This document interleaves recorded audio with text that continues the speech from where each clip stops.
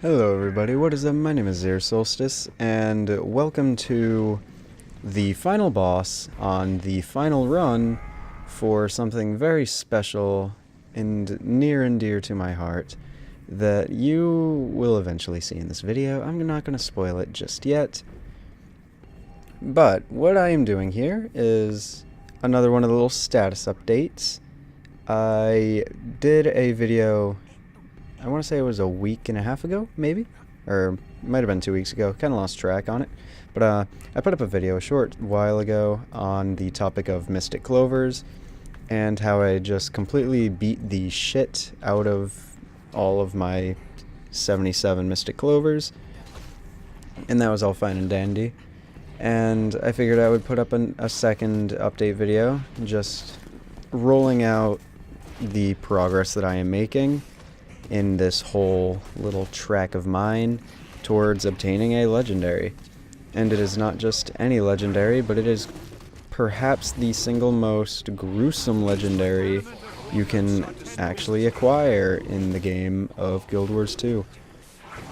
And that legendary would be the Bifrost. And why the Bifrost is so gruesome is because it requires a very high level of input because of the materials that are required to build it. And by high input, I mean you have to run debatably or almost wholeheartedly guaranteed, the single hardest dungeon in the game about 9 times for all the shards or tokens that you need to be able to purchase the gift of that dungeon. And that in itself is a trial. Then on top of that, it requires you to get a shitload of copies of a single mat. You need 750 crystalline dust, and that's a tad exorbitant. Because, I mean, it wouldn't be so bad if it was like, oh, you only need 750 crystalline dust, but you can ignore pretty much everything else. No, the Bifrost needs that. And it also needs unidentified dyes. But it also requires the Gift of Fortune like every other legendary. So it requires a shitload of crystalline dust. Then it requires the same amount of money input as every other legendary. And then it also requires unidentified dyes. So build, on the whole, is generally a whole lot harder with the Bifrost than a lot of other legendaries. Just because it's very, very expensive.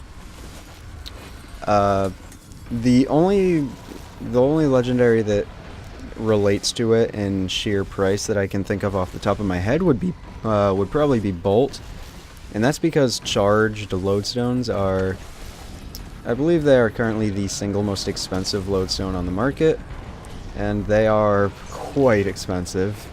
If I recall correctly, last time I checked the price, they were about a gold a piece, and I don't know how many you need for the thing, but I'm gonna guess you need about 100.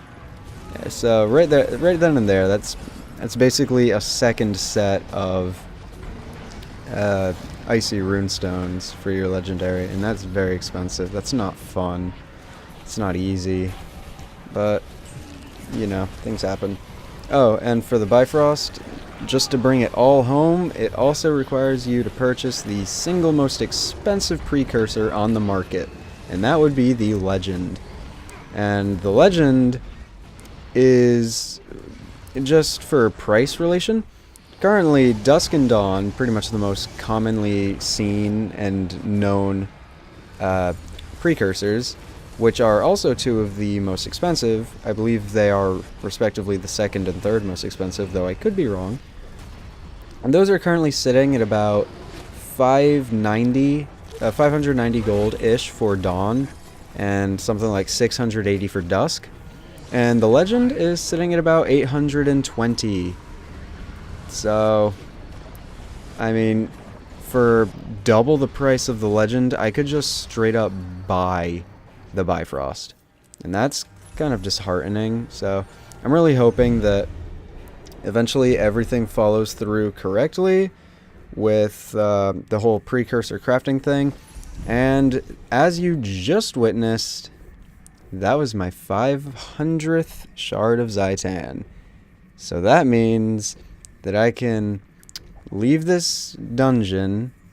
And this was actually a very successful dungeon run. This was probably the easiest run of Ara I've ever had, and it was just with a bunch of pugs. I jumped onto guildwars2lfg.com and I threw up a request to find some experienced people for a Ara Path 3 run, because I only needed one more run and none of my guildmates were on at the time, so I just desperately wanted to find someone, and these guys were extremely successful. We went on after this, even though I was already done with the Gift of Zaitan, we went on after this run to go and do Path 2 as well.